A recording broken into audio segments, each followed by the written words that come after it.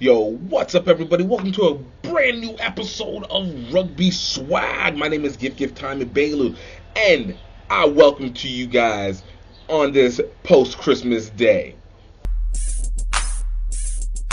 I think the minute I stepped on a practice field for rugby, the calling happened. An 8-year plan to be on the team, and I was in it within 2 years. Don't wait until you are a pro to be a pro, right? And I walk around with a rugby ball sometimes, and they're like, "What is this child on?" It looked like it was a heavy hit. It's up, it's not up. You know, that's the first time I played like professionally. I'm making rugby money. How can I make money outside of it? And there's two Scottish guys, and I said, "Oh, you're here for the movie." That rugby is a game for all shapes and sizes, all cultural aspects. He looked at me and he says, "You guys are awesome." Hey, we got some great stuff coming up, and I don't want you guys to miss out. Straight off the bat, HBCU Rugby Classic tickets are going up for sale starting on Black Friday. It is going to be the cheapest they'll ever be. It is great seats. We're talking about VIP, talking about our general seats. HBCU Rugby Classic happening on March 31st through April 2nd in Washington, D.C. at Howard University. It's going to be the first time on Howard campus. And why should you go to it? We are going to be the most dynamic, entertaining rugby tournament that you have ever seen. It's not even a tournament. We're a showcase. We're here to be able to show culture, HBCUs, and the mixture into rugby culture. It is something to be seen, from step shows, great rugby performances, and musical performances as well. So much that will be happening, and you don't want to miss out on it at all. Definitely go to hbcurugbyclassic.com. Go check our ticketing, and it will take you directly to our event, and definitely grab in. Tickets will only stay at this Black Friday price until Christmas. So I'm giving it a full month until Christmas, and then from there, we're going up. But I'm telling you, the value is going to be worth it right now, so don't miss out on 1 second of it. hbcurugbyclassic.com, 2023 HBCU Rugby Classic. Check out Howard University being there first. Check out the rivalry of Prairie View, A&M, and Morehouse. Get to see some international, the youth. It's going to be amazing. You don't want to miss a second of it. Yo, I hope you guys have had a great post-Christmas. Here in Brazil, so we got some beautiful warm weather. Actually, the weather just kind of got dope again, because it's actually kind of been like rainy, but like it rains for a little bit and then it gets super sunshiny. So I feel bad for everybody who is in the blistering cold that's going on in the US and Europe, and basically seeing the events of climate change really take its place. And I'm not for it. I feel for you. I sympathize. I do not want to empathize, but I hope that you know that I'm going to enjoy this beautiful weather vicariously for you. All right, so don't worry. I got you guys. I got you. But I just wanted to take the time on this show. We're not going to be on for too long, because I want you guys to be able to enjoy this little week before the new holiday, basically New Year's. We just want to end this out correctly, because 2022 has been a very, very interesting year. I know for me, it's been a big up and very, very low downs, but ultimately, I think we're ending it in a very strong way. But I hope the same is happening for you. I hope you guys had a great Christmas and just were able to spend time with your family and or friends, or people that you consider family and friends, even if it's just yourself, and just were able to have a warm, loving Christmas, regardless of what the elements wanted to provide. Guys, please, of course, if you guys can, please absolutely share the podcast. Going into 2023, I want to make sure that we're going in extra hot. I know that you guys have I know that you have a lot going on, and I know that there's so many things happening, especially within the rugby world, but I really appreciate that the time that you take to listen to this, the time that you take to share it, to like and subscribe and follow. It means the most to me, and I want to be able to continue to make sure that I'm able to provide the content and shift up some of the strategy, or the way that I do it, so that it makes sure that it gives you guys the best information. But more importantly, you guys get it. You get entertained. I want you to be entertained. I really just want you to be entertained and just know that there's good things happening, even in the darker moments, that there's always at least a good look into what the hope can be, and that we have fun, and we just enjoy what this beautiful sport and culture has been able to provide us in rugby. So just want to let you guys know, thank you for that. And of course, you can find us on our social medias, Instagram at Rugby Swag Show, on TikTok at GiftTime Rugby, and on YouTube, youtube.com/GiftTime Rugby. And of course, you can find Facebook, GiftTime Rugby, and LinkedIn. So everything else is GiftTime Rugby except for Instagram, which is Rugby Swag Show, which is where most of our posts will end up going through anyways. So I hope you guys know this. But y'all, there was a couple good, interesting things that happened this weekend in rugby that I felt was interesting. I know people can be like, we got different games and stuff like that, but I'm like, no. There's sometimes it's just information that stands out that just kicks off the news altogether. And the number one thing for me that really stood out for me was the promo and intro for the the Super League Rugby Americas, that's happening starting February 18th next year. And this one's including the American Raptors, which is the main reason why this was important in any kind of way, shape, or form. But includes American Raptors, the Cobras of Brazil, got to represent my two countries, Peñarol of Rugby of Uruguay, Pampas of Argentina, Selknam of Chile, Dogus of Argentina, and Yacaré of Paraguay. It's 7 teams, apparently 40-something games, home and aways on each side for everybody. It goes until June 9th, which is the finals, which I think is going to be a little bit before the MLR ones, which I think is in July. I mean, look, why is this significant? One, it takes us from what the American Raptors had always told us. They want to be able to push more widespread competition of U.S. or localized players from other sports in a competition that actually matters. And mind you, SLAR has been going on for at least 2 years. They started 2019, and it was basically just South America. And then COVID hit, and then they sort of came back again late 2021, early 2022. But I think this is their really reestablishment back into full schedule. Everybody's on point. Everybody knows. And it is huge because I'm a big advocate that rugby especially needs to have more private touring teams. Now, we already have teams that will go and play and play tournaments all over the place. We know this. That's a little bit different than what I mean by a private touring team. What I mean by that is one that is with the intention of creating, once again, a profit, creating coverage and marketability and something to be able to root for. So it brings the best of the players and allows them to be followed. Now, that being said, I think this has to make sure it ties in with media. It has to be a content machine. I think I don't know if you guys knew, an example is Ryan Reynolds and his partner, the dude who was what's his name, Rob McClary, who bought a soccer team in England and basically used it to create a documentary series just following the team, which actually seemed to have done very, very well. I think the same thing has to happen with American Raptors, which I think to an extent they've already been doing a little bit now.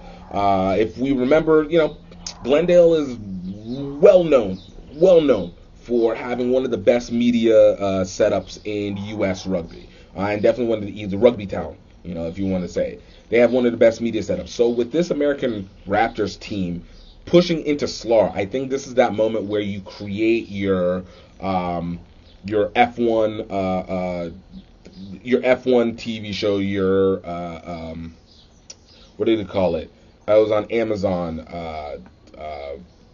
behind the scenes with Amazon. Don't you hate it whenever you forget the names?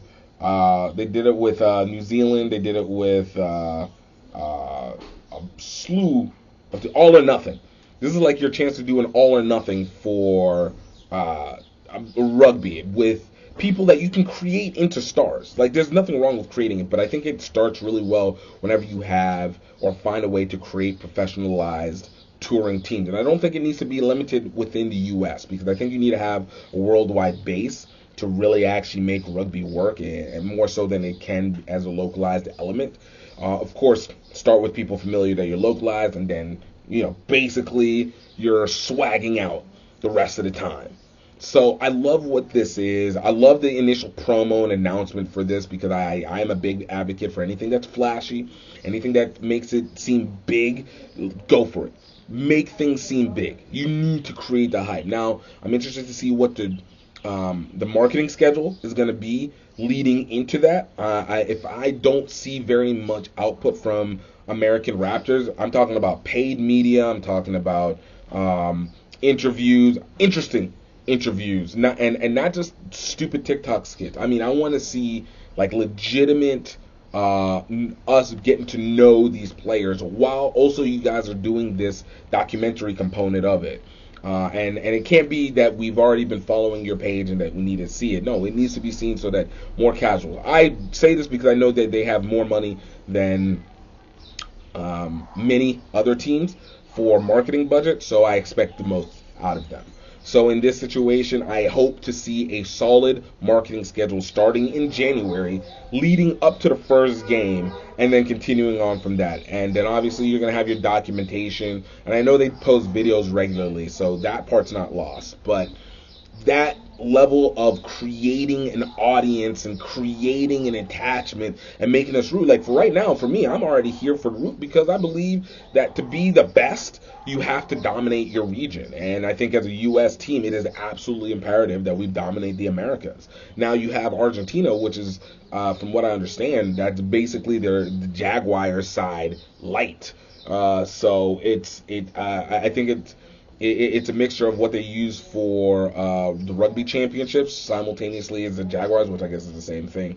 And just going into that, and then their second team is basically the Jaguars 2 second side. So we're definitely going to be seeing the most in the competition and watching athleticism build up and prove the point that we have talent and the technical ability, and that there is a formula here that can be scaled. I know Brazil's and everybody else is going to be hit or miss. Rugby is a little bit different, so those ones are going to be determined. But if you dominate your region first, then you start making your way up towards the rest of the world, and hopefully at some point they come up with the women's version of SLA of the Super League Rugby, because.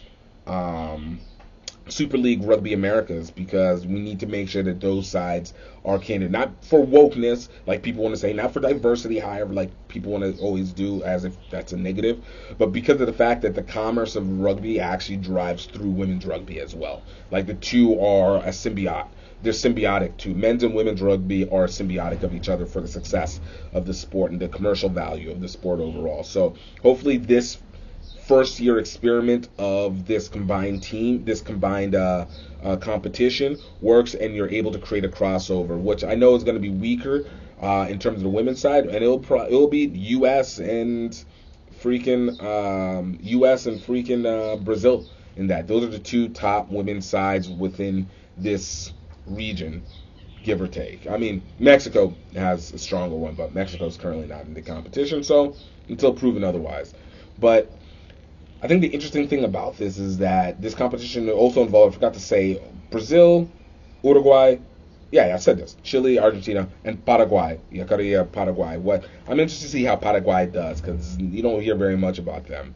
But this is just me going, like, give kudos. Like, I'm here ready to watch. Apparently it's going to be on ESPN Plus, so I'm very interested to see what it is. I've never been a big advocate of utilizing other streaming platforms, but because of the fact that you need bigger platforms to be able to push people over to your primary platform, I am becoming more accepting of it. But I still advocate, push things. And of course, Rugby Town has their own platform. They just need to be able to continue sending people over on days that are just not Rugby Town. So American Raptors, big kudos. Looking forward to seeing how this plays out in February, and hopefully they go all the way until June when they are in the championships. So, get a chance to check that out, I suppose. Yeah.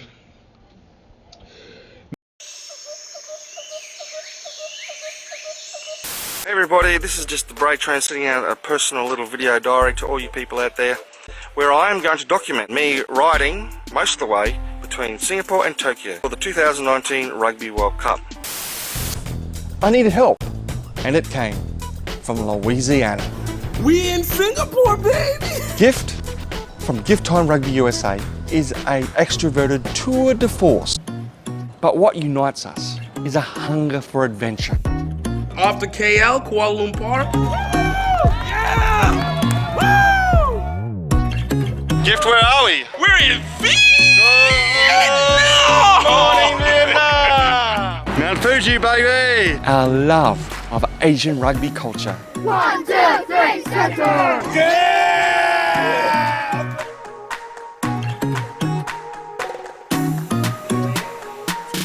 Rugby is starting to develop here in Cambodia for women as well. Valkyries, the mighty, mighty Valkyries! We're out here, we're running out of energy, we're running out of money, and we're feeling isolated. And yet at that critical moment, friends, family, sometimes complete strangers come on board. Before you know it, we're back in the game. Tokyo, here we come! Malaysia, Thailand, Cambodia, Vietnam. Watch the full adventure at crugby.vhx.tv. That's C like SEE rugby.vhx.tv.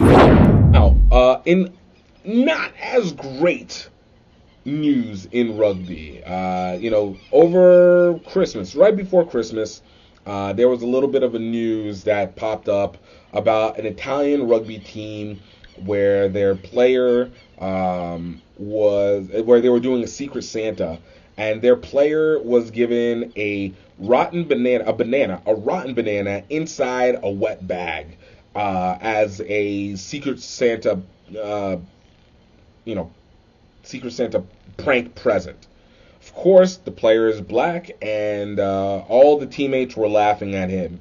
Now, while this, I hope you don't think this is just a simple prank. Like, I think we've had enough internet to be able to know this, but for me to have to explain it, how stupid this is, because the player is black, and utilizing the banana is not something that is a subtle concept when it comes to trying to make a point, joke or not, which is the monkey trait, which is such a overplayed stereotype.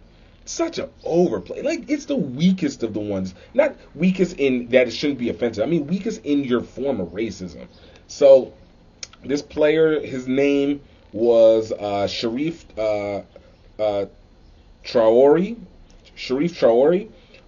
Playing for Benetton Rugby Club, and he's a prop. He's from the West African country of Guinea, but he's an Italian citizen. He was born in Guinea, but he's an Italian citizen. Received this present, and look, I usually don't read off people's stuff, but I'm gonna just read off what he was saying in this whenever he received it. He put it on his Instagram. So he said, "Christmas is coming, and as traditionally in a team, it's Secret Santa time. A friendly and playful moment. A moment where you can afford to give anonymous gifts to your mates, even stingy, ironic ones. Yesterday, when it was my turn, I found a banana inside my present. A rotten banana, inside a bag of moisture. Apart from calling the gesture offensive, what hurt me the most in seeing most of my mates present laughing, as if everything is normal. I'm used to it, or better, I've had to get used to it, having to make a good face on a bad game whenever I hear a racist joke in order to try not to hate the people close to me. Yesterday was different, though. Thankfully, some comrades, especially foreigners, tried to support me. Outside Italy, a gesture like this is severely condemned, even in small realities. And this time I want to say mine. I've been up all night, with young guys from different backgrounds, attending this Secret Santa. I have decided not to remain silent this time to ensure that episodes like this don't happen again, to prevent other people finding themselves in my current situation in the future, and I hope the sender will learn a lesson. So for me, this was something that it's not unique. It's been talked about. Like, one thing that we as rugby community have to always understand is that rugby is not a moral high ground. Like, it's not. It's a sport. It's a sport with a close community. It's a sport with a close cultural community, and a cultural community that involves multiple types of cultures and people that involved in it that are still all playing the game. But it doesn't take away the fact that bad apples exist. And this isn't this is a unique, it's not that unique. Like, some of these are legitimate cultural situations that stand outside the community of rugby but should not be accepted, as they shouldn't be in any other sport, obviously. But I think this one is important to be able to denote it so that this doesn't get put as othering. Like, it's everybody with any common sense will condemn this. But it's more so about the fact that making sure to remember that there are cultural elements that still exist outside of your experiences that might consider this to still be the norm, or not even the norm, to still be an okay thing. There's a difference between having, ironically, even low hanging fruit jokes that exist. I think we all have that, and it's not just a locker room talk. Men's, women's, LGBTQ plus, high school, whatever. We all have our inside jokes amongst the people that we're closest with within the rugby team and everything like that. There's those exist, but there's a difference between making the joke and just being straight up disrespectful. And we got to remember not to get up straight up disrespectful and understand the temperature of the room and exactly who it is that we are. Like, understand the situation. There are lines. It's not a soft culture that we're dealing with. It's just understanding the lines that we have to play within. Because if you want to be able to press up against those lines, you press up, but you have to know where it is. You have to know where that joke is, especially when it comes to the individuals that you're dealing with. And I know whenever Sharif is talking about, needing to put a good face on situations that don't always seem great. One, as any black person, you always be there. Any person who's in a group that is I use the term disenfranchised loosely because I don't always like the perception, but and I don't like oppressed necessarily, even if there's kind of there's legitimate reasons to call it that. But any disenfranchised or minority group, give or take, that deals with your day-to-day people are always going to have to choose your battles. I've been there infinite amount of times, but you choose your battles, and also you make sure you understand the people, but you also have like a hopeful social contract with that person, an unwritten social contract with that person or individuals that understand where the line is drawn and where not to disrespect. Because again, we all have that group of friends, rugby, outside rugby, in rugby, that we just really will clown on. Like, I am a big believer that if you're not able to joke on your friends a little bit, like, you're probably not really that close of friends. But again, you joke versus the disrespect. And that's reading the room. And in this situation, that player not only didn't read the room, I mean, literally just set that room on fire. And then the rest of the people who, again, you come back to this idea of how much am I supposed to be able to condone or condemn in the hopes that people will understand where that is. So when the rest of the team is laughing alongside and it's like, yo, what are you laughing about? Like, this is the stupidest thing ever. It's just, it's ridiculous. So this is more so less of an example of there's racism in rugby. I mean, that was going to exist regardless. That exists regardless. But it's more about making sure that you understand that everything has a point. Understand the limit. Don't be a habitual line stepper and then subsequently jump over the line and think it's going to be like all rosy, knowing damn well what the situation is. And you can't claim lack of education because the internet exists and it's way too prevalent. It's been, especially this last 5 to 12 years, it has been so heavy hit often that it's impossible to say you don't know. It's you don't want to know or you don't care. And that's to anybody. So it's read the room. Read the room is basically all that I'm saying from this. My sending positive vibes to Sharif, and for Christmas. I'm pretty sure this isn't something that he's going to be overly that would have ruined his Christmas, but it definitely puts a disappointment. And especially with people that you have trust in, as their teammates, you have trust in them, and when the people closest to you seemingly show their ass, to say the least, you want to be able to make sure that you're on the right path, you're in the right place. And for him, I feel for him on that one, and I hope that he's able to be able to move past this, and I hope the rest of the team learns some stuff. And nobody goes, oh, you're getting so soft. And it's like, yo, you probably need to get these hands then. Because that's the other thing. Like, sometimes you need to also give these hands. A lot of people are anti-violence, and for the most part, I'm anti-violence. But, sometimes you need to put some physical violence on people because they don't understand all the time. This is also why we play rugby, so that we can also impact that. But it's teammates, so you can't really fully unload on them in that way. So sometimes you got to go behind the scenes, take it out of it, and keep it among family in that sense. So, but that's just my thoughts on it. I hopefully get yours. I really want to know what you guys think about SLAR and what you guys think about this. I do feel like for the most part we're all going to have a consensus on this situation with Brenton Rugby. It's very ironic, not ironic, it's very interesting that Rock Nation had to make a statement about this because of their involvement with the United Rugby Championships. So to realize that this is a very big international situation that had to be addressed speaks to the level of overstepping this was in huge ways.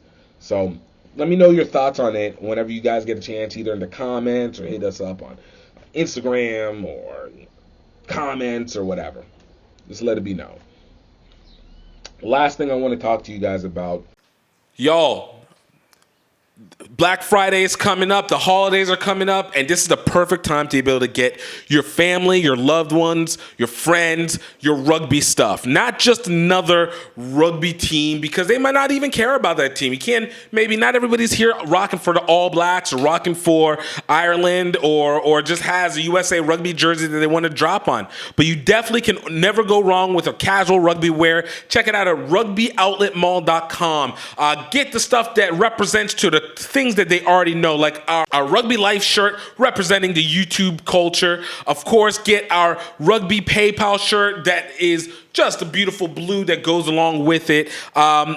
You guys can get our HBCU Rugby Classic shirts if you want to represent for new and upcoming culture. But more importantly, guys, because you're listening to this podcast right here, definitely want to make sure that you have something to go along with it to provide. So for any first-time users, definitely use the code GROWRUGBY for 20% off. That is GROWRUGBY, GREAUX Rugby. That's 2 words, GREAUX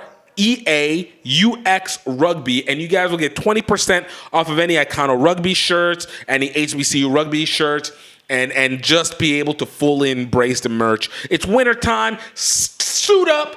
Get representing for your rugby anytime, anywhere, any place. It's going to be worth it, man. Is what we're going to be doing for 2023. Like, it is, of my opinion, regardless of what we think the economic climate is supposed to look like, and for some reason we get, not for some reason, this is normal, it's the internet. We're getting 3 million different directions of the same thing. Everything is either gloom and doom or it's not as bad as it's actually supposed to be. Nothing super rosy, I'm not gonna lie. It's not been like super rosy, but it's either been gloom or doom, and it's like, no, we'll be okay. It's gonna be passing through. But I think this is going to be the first year in maybe 2.5 years that we have a very clear and consistent year of action. All right, like 2020 obviously pandemic. 2021 was the after effects of the pandemic, and still like nerves are high. 2022 was our dipping our toe inside the living pool, and of course, we've really gotten used to it by the end of this year, but ultimately, still, it's still a factor that I think we hadn't gone full in yet, but I think 2023 we're going all the way in. What we thought was going to happen in 2020, I think is going to start happening in 2023, and I think that's really important. So I don't know about you, but I want to let you guys know what my goals are moving into this next year, and if there's anything, hopefully it helps create some inspiration for what you guys want out of it, and of course what you plan to execute or how you plan to execute. So for me, I've told you that it is my objective to be one of the, if not the best rugby marketers and promoters in the U.S. and then ultimately in the country. Right now, my learning components have still been in working to be better at generating revenue in terms of brand deals, sponsorships, partnerships, as well as what we are able to do with ticket sales and creating connections. The HBC Rugby Classic is mine because it's my playground. It is my challenge, and that'll always be something that will be where everything that I want first goes to that, and then everybody else will get thing after that. But this year, I am pushing the heaviest I've ever had for brand deals and sponsorships. Not to rely on simply charitable effects. I think I've said this before, I think they're great for setting up the base, but they're not good to sustain on. Especially, I understand nonprofits use them, but it's a little bit different when I think it comes to sports. I think if you really want to make a splash, it cannot be simply on charitable effects. You just can't. So for this year, I've really doubled down on making sure that I am connecting with different companies and really opening the message and creating a better network. I think my rugby network has been really naturally developed over the course of this last 10 years. Also, this is going to be my 10th year in doing rugby media. So over the course of this 10 years, I think I've created a lot of natural connections or been able to have bridgeways to be able to open up to people within the community and connect with them. And I've enjoyed it, and I will continue to build on that one as well, too. But I think it's even more important now to be able to expand past a niche limit to be able to obviously connect with people outside and really, really, really, really be a hype master for rugby outside of just the rugby community or just trying to get the occasional casual fan. I know that we talk about the grassroots, and I think there's an element there, and I think there's a lot of people that work well on the grassroots, but for me, I want to work that other side of being able to bring people from the outside in and really create that funnel. So this year, putting it all together. Also, one thing I've always been up and down in being able to do, creating a team. I've not really been a great job in creating a team. I've had people who have been willing to help, but there's a difference between being able to help and actually having a consistent team to be able to implement and execute the visions that need to be done. I can see where everything needs to be done, and I'll be honest with you, I can do all the parts of it on my own, but I can't do all the parts of it on my own and scale to the level that needs to be done, that I want to get to, while also trying to, provide a expertise on how all this works. So for me, I am really excessively going to try. There's a lot of fear that goes into it for me because of the fact that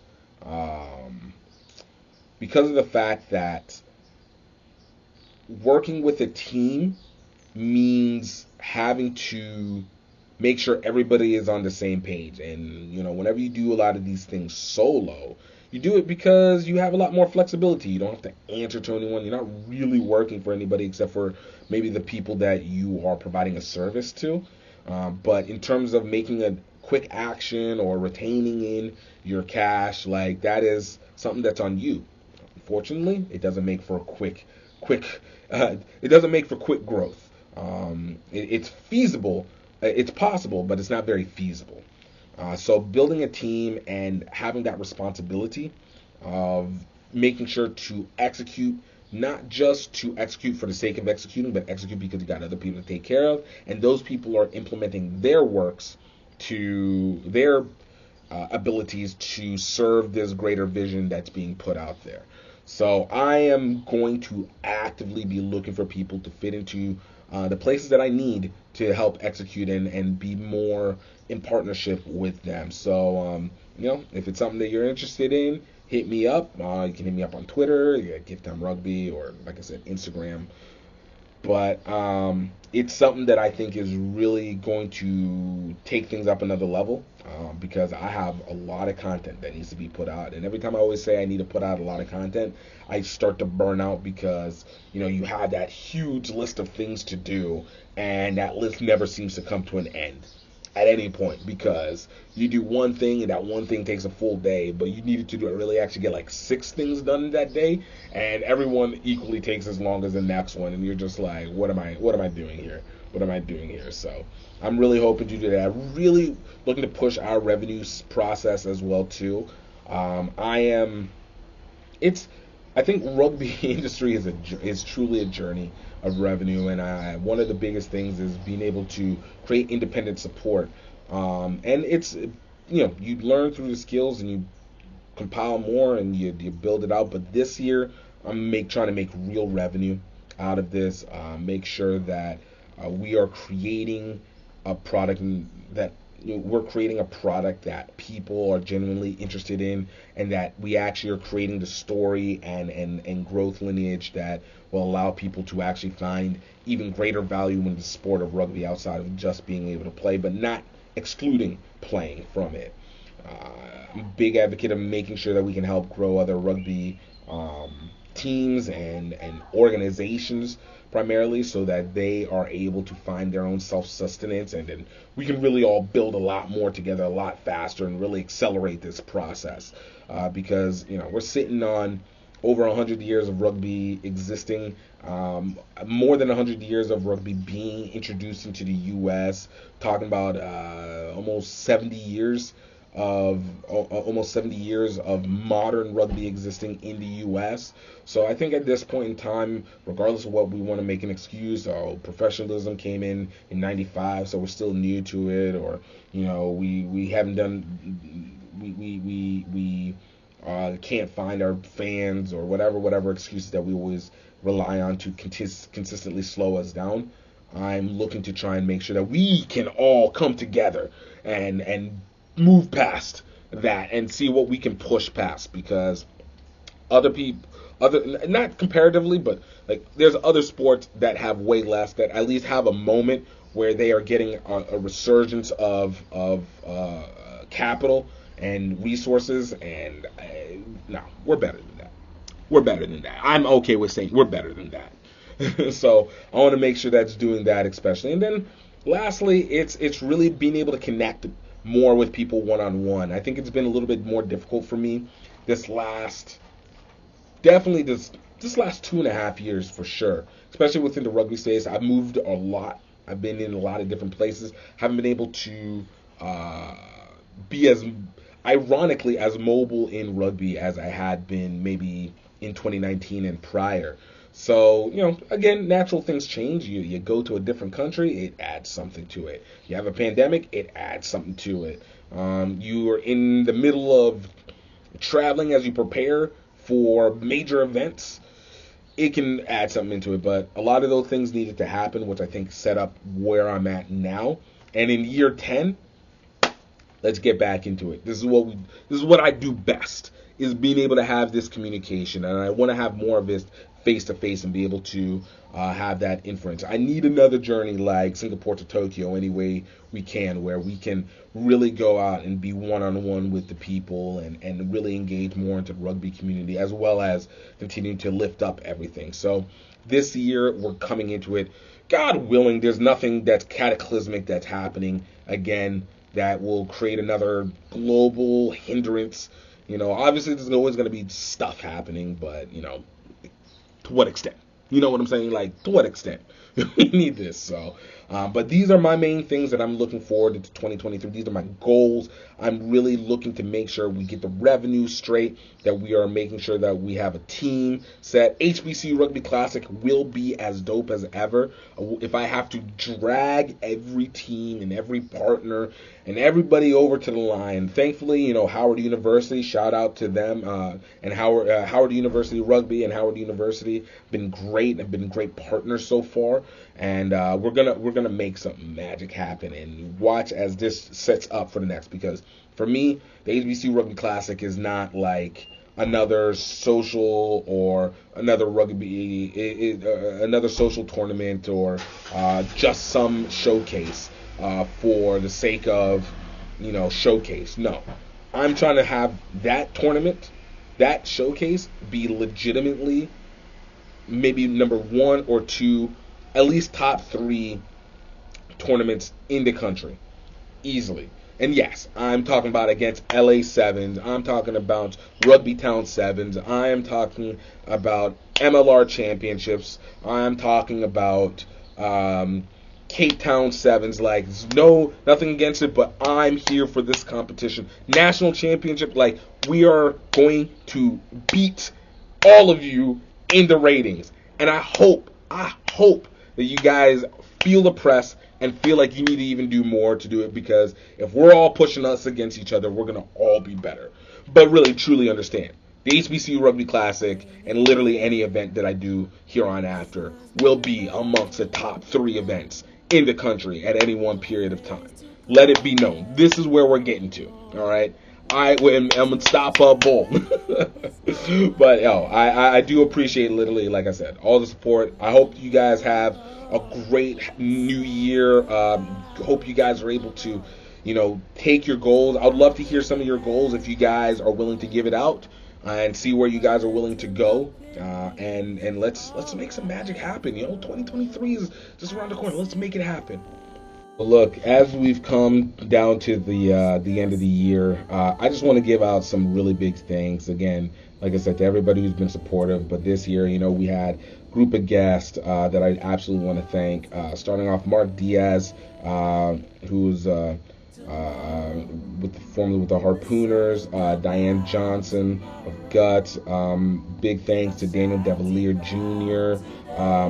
Actually, you know what? I'm just giving it. That's Howard Rugby. Daniel Devalier Jr., Takunda Rasiki, Catherine Aversanu, Tito Miranda, Howard Rugby organization altogether. Big thank you to what they for being a part of this and being contributors and great partners. Cassette sharing Ganji with Kiro Sports and at ASTAT. Danny Lamb. Adam Hughes, big shout out Theo Bennett, of course my guy Mike McFeely. Thank you so much for being such a huge participant in this level of growth and what we are looking to do in the future. And of course my guy Isaiah Washington with Southern Rugby. Definitely check out all their episodes. I think it was great conversation, but these are great people.